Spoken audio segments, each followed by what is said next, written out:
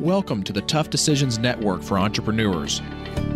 I'm Dan Handford, and my wife, Dennae, and I interview successful people sharing stories behind tough decisions that they've had to make along their journey as an entrepreneur. Before we get started, let's hear from one of our sponsors. Have you ever thought about investing in real estate, but find yourself so busy that you don't have time for it? Do you have FOMO, which is the fear of missing out? At HandfordCapital.com, we help investors with passive real estate investments that project better returns than traditional investment vehicles such as the stock market. If you'd like to find out more about our passive real estate investments, visit HandfordCapital.com. That's HANDFORD Capital.com. We will jump on a call with you to discuss your investment goals and to see if our investments are a good fit for you. This advertisement is not to be construed as an offer or recommendation to buy or sell a security. Visit HandfordCapital.com. Thank you for joining us for the Friday edition of the Tough Decisions podcast. This is Dan and Dennae, and we have some things to talk with you about today related to advertising and marketing. And I know that's kind of your specialty, Dan, so I'm looking forward to hearing, what you have to say. We've talked a little bit about this off the recording, and so I think we have some fun things to talk about and share today with the audience. This Friday episode is all about, what we're doing in our own businesses and various things like that. And so we're going to bring up a couple of topics. We're going to talk today about the concept of scarcity when you're marketing, as well as social proof.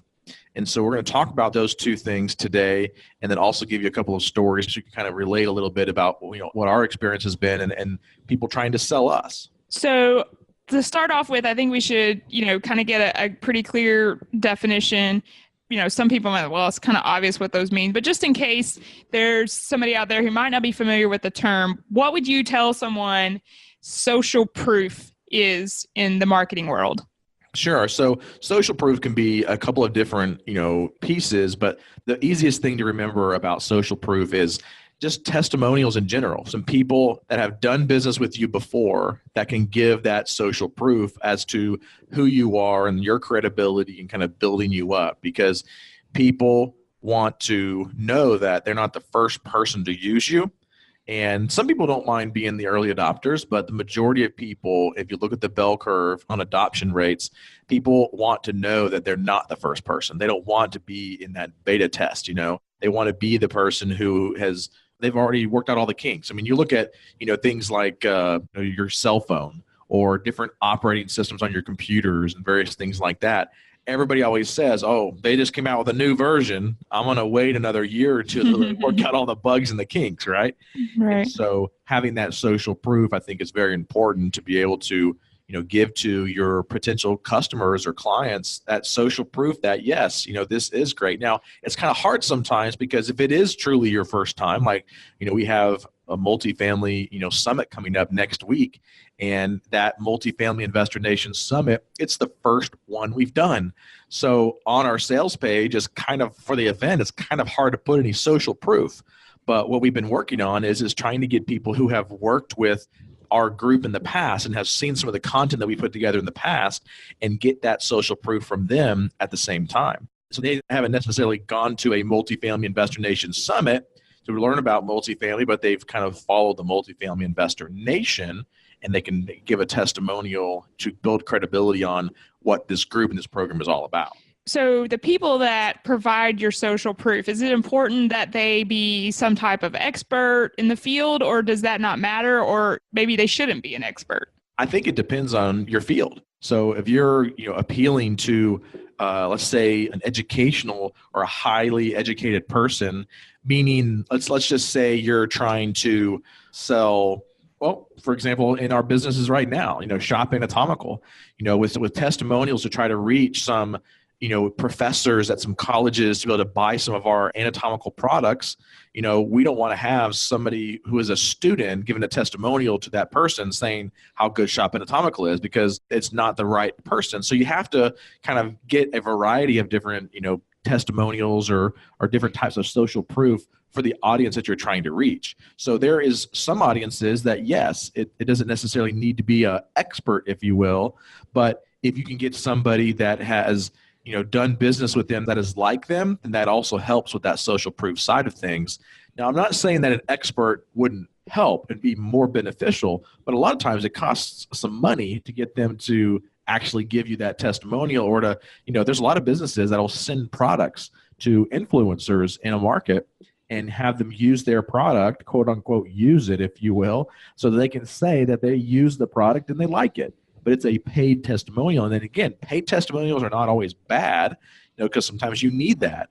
But I don't think you necessarily have to have that. Mm-hmm. And what's the best way to get your social proof testimonials out there to your audience?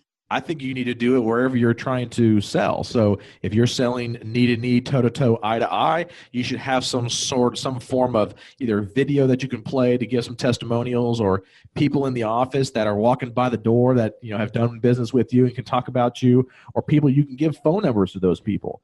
But when you're doing something like online, then obviously you can do some video testimonials or some written testimonials, and always have that in front of them at every step of the way and every point in every process. And then if you're doing phone sales, same thing. You can email them some testimonials or email them some social proof. And a lot of times it's not necessarily one of those things where you want to promote it like, hey, let me send you some people who have done business with us before. You want to just include that in some of the material that you're giving to them. Just automatically give it to them. You want to preempt that and kind of pre-frame all those patient testimonials, all those testimonials, whether it be a patient or a client or a customer or whatever it might be. Well, I'm just sitting here thinking about some of the ways that's played out in our businesses. And, there have been times when we asked for patient testimonials, then patients would allow us to video them, iPhone video, we put it on our website, of course, with their permission and all that good stuff. But, some of the most powerful testimonies were the ones that were completely unsolicited. Like, for example, on more than one occasion, I have been sitting at the front desk of one of our medical clinics, and, we might have a couple of new patients there in the waiting area, and a patient who's just finished their treatment comes walking out, and I've had them say, man, I haven't walked like this in years, or I feel like I could dance right now and I haven't danced in 20 years or 30 years or whatever it is. And that's really powerful if that happens. And so sometimes just putting your clients in the same area. Now, obviously, that could be also work the other way. If you had a client or a patient or a customer that was unhappy with your service or hadn't been successful, in the medical field, sometimes that's somewhat out of your control too. You can do the best you can do and do all the right things. And people sometimes just don't get well. And it's not because it's anybody's fault.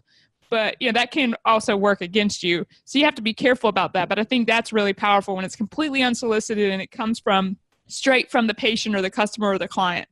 Well, and I don't necessarily think that social proof at the same time always has to be just testimonials. There's other ways to show social proof. There's a company that just launched, I think this past year in 2018. I don't know if they launched, but they got really big in 2018. And what they do is it's a plug-in for your website to basically alert the shopper that other people are shopping on your website and that are actually checking out. So that's an additional piece of social proof. And I think it's actually called Proof or something like that. But it basically is a plug-in. And you probably have if you've been to any of the Facebook ads that are out there and clicked on any of those links, you can see it at the bottom. It has a little map of where that person is based on their IP address. And it says, Sally just purchased, 5 minutes ago. They know that they're not. Oh, I've seen that. Yes. Okay. So now I know what you're talking about. I didn't realize that's where you were going, but yes, I've been to a website recently where, they put the person's, first name or first and last initial or something like that, just checked out or just bought, whatever. And it plays on our human nature because it's not really something we even think about a lot of times. But when we see other people, we want to be part of that group and we want to be part of something that we deem to be a successful venture. And so just because hundreds of people are doing doesn't mean it's a good thing, but that's what our brain does to us. And so if we can use that to help us communicate, then I think that's powerful. And really just, it doesn't have to be testimonials. It can just be cars in the parking lot or crowds. I actually have a story behind that. Okay. So I actually have done quite a bit of consulting and coaching work with other physicians across the country. And I had a physician one time that basically was having a very hard time with, I don't know if it was, I can't remember the exact, well, I'll just kind of share it with you the way I remember it.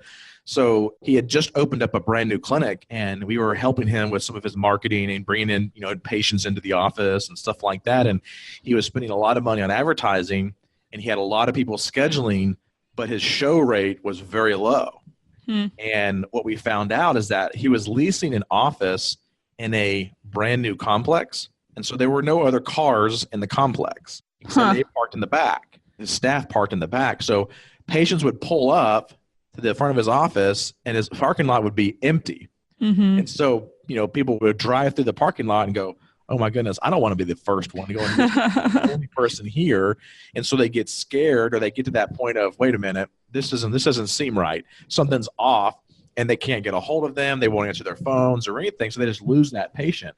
So what this person ended up doing is they started to have their staff park in the front. So they increased the cars, but they went to a junkyard, and they actually had like 5 or 6 more cars pulled and towed into that parking lot to make it feel like there was people in the parking lot all the time. Now, once they got busier and there's other tenants that came in next door, they didn't have to do that, but it helped with that social proof.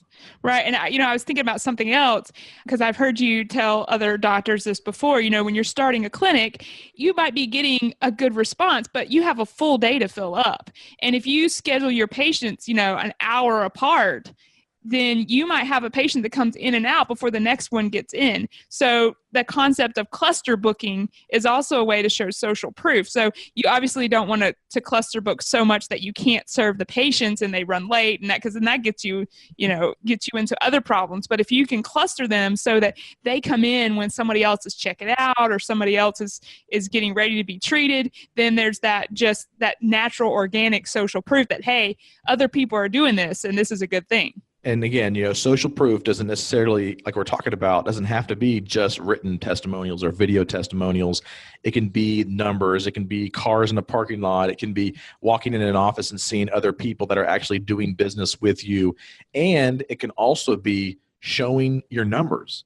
Like when you go to a website, you can see a lot of times, a lot of these, SaaS companies, the software as a service companies with our online services, they'll show you how many customers have signed up that day or how many customers they currently have, or those types of things. And, one of the things that we're going to do with our multifamily group that we have, we are putting together numbers for what we did in 2018, showing how many investors we actually have in our deals, how many deals we closed, how many numbers of units. And so that all is encompassed in social proof. Yeah, so let's shift gears here a little bit and talk about another way of advertising your business or your service, and that is the concept of scarcity. So I know we both have a little bit of a short story to share there, but before we do that, what is scarcity? So scarcity is a technique or a concept of making people feel like they are special. And it could be something that is like a limited time offer or some sort of special. And so the story that we're going to talk about is about a seminar that you and I were at. And it was one of those conferences where multiple speakers were talking. And this was one that was pitching us about their particular service. And I don't want to say any names just from, don't want to tick off this person, because I actually do like the guy. I think he's got a good for a lot of good stuff. But so we don't bury the lead or anything. I have to tell you that this particular individual completely bungled this concept or this principle. I mean, it was bad. And the reason I say that is that you and I both, when we went into this session, we were very much looking forward to the speaker, who did a great job. And I dare say, we didn't talk about it, but I think we were both ready to purchase something at the end if we were given that opportunity. And just so you guys know, if my wife is actually ready to purchase something on the spot like that, it was a good speaker. It's really good, right? As I can't ever think of when maybe once or twice I've done that. So I need lots and lots of time to think about it. So I was ready though. He was good and the material was good. And I really saw a lot of value in what was being offered. The problem was when the individual started the pitch, he told about all the value that you were going to get. And I mean, we just PowerPoint slide after PowerPoint slide of everything that was included. And I think you and I were both looking at each other going like, what do you think this is going to cost? Right. I mean, there's got to be we looked at each other and sort of gave our guesses, I think. I think the value was like over 100,000, wasn't it? It was pretty high that he was building up. He was like, this is worth this and this is worth that. And the value of this is this. And over six figures. How many people would you say were in that room? Oh, I'd probably say at least 600 or 700. Okay. So we're sitting there going, man, this is like six-figure values here. I know he's going to give us a good deal, but it's going to be at least, I mean, I think I was thinking right in the $10,000 range, right? Yeah, I think I was thinking more like 20, Yeah. We were kind of in that 10 to 20 range. Right. And then we got all the way to the end, and I think the individual actually made two mistakes. Number one, he didn't value his stuff enough. Yeah. Because the price, do you remember what it was? Like $2,000. It was less than, I think it was like $997. Okay. It was less than, right at $1,000. So he completely undervalued everything that he had built up too much. And then like literally 75% of the room got up to go back and get this deal. And you and I looked at each other and went, nah, we don't want it. It wasn't scarce anymore. Everybody in the room was going to get it. And it was not something that was attainable, by only a few. And so it was like, yeah. Yeah. I mean, I remember looking at you and basically saying, no, I don't really want to do this because I don't want to spend all this time with the rest of these people at his house. Because that was the whole thing is this guy lived in Las Vegas, Nevada, and has a nice, beautiful house and a mansion or whatever. And he was inviting all these people to come for over. A special weekend mastermind. Yeah. Masterminds are not 600 or 700 people. No way. So I think you're right. I think that was definitely a piece of, it should be a learning for him. But I mean, I still walked away from that going, I'd rather spend some time with him by ourselves with him and just pay a little extra money. Mm-hmm. If he only is valuing that at $1,000, we could pay him $10,000 or $15,000 and spend an entire day with him, by ourselves. And I think that's more valuable than doing it the way he was wanting to do it. Especially services like that. Services like that are things that are more valuable the more scarce they are, or with the fewer people. And of course, that scarcity, that concept looks different, in different business areas, because the concept of scarcity wouldn't be the same for our Shop and Atomical website.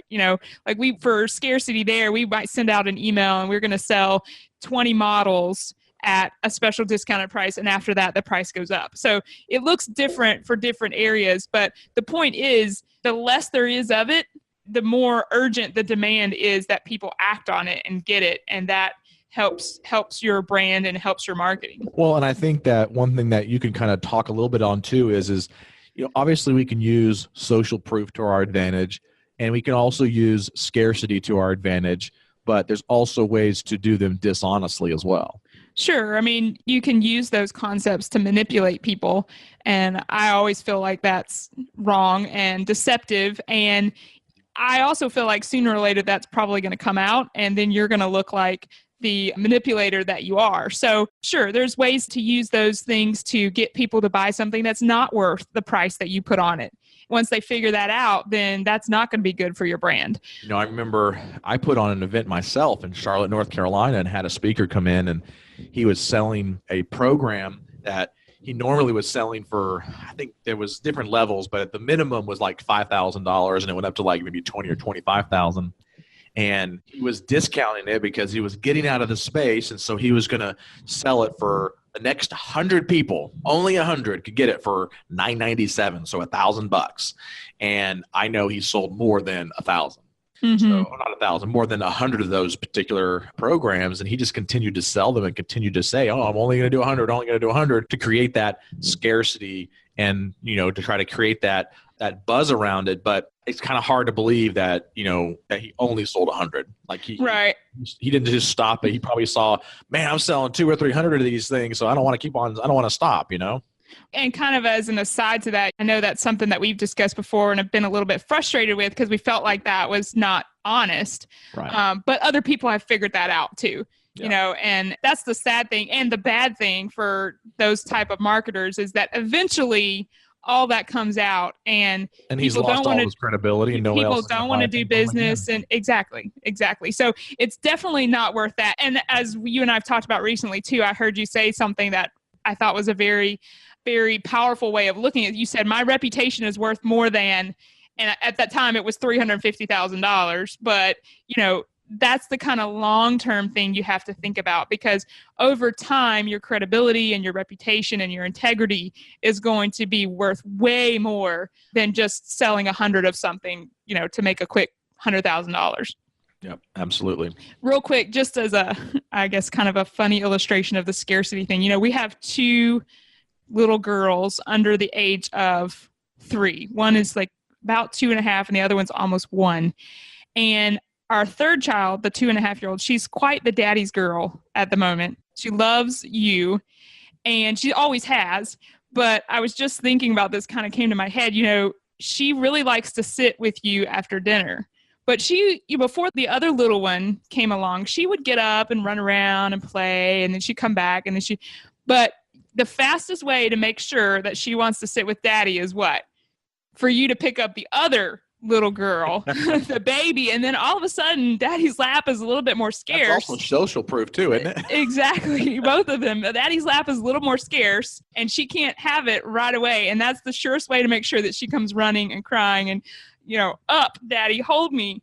It's just human nature. If we think we can't have it, or if we think it's a little bit out of our reach, then that just, drives us that much more to want it. Well, good. Well, that is the conclusion of this particular episode. So we talked a little bit about social proof and scarcity, and hopefully it was valuable to you. Be sure to visit our website, toughdecisions.net, and sign up for our free weekly entrepreneur email, where we include some of the quotes that our entrepreneurs are providing us throughout the week, as well as some of their favorite technology and their favorite books that they're reading right now, and to stay up to date on that. We do not spam you, so we send out an email once a week, usually on Thursday or Friday, and kind of recap some of the episodes for that week. So help us out. Join that email list. Just go to toughdecisions.net, put it in your email in the box, and we will start to send you those weekly entrepreneur emails. So thank you so much for joining us, and we'll see you next Friday. Thank you for listening to the Tough Decisions Network. Be sure to visit toughdecisions.net to gain access to show notes for this episode and to join our free weekly entrepreneur email, where we will send you news about the latest technology for your business, inspiring quotes, and the latest books for entrepreneurs. That's toughdecisions.net.